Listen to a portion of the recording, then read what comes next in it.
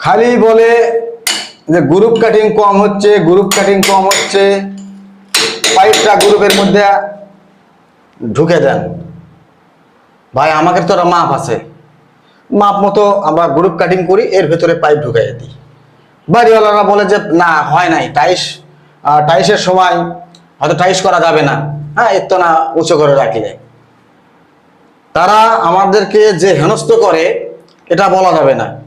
দেখেন আজ পয়েন্টটা কোথায়, পয়েন্টটা আজ কোথায়, এখানে কনসেল বুশ দুইটা দিয়েও কিন্তু হাতে পাবে না।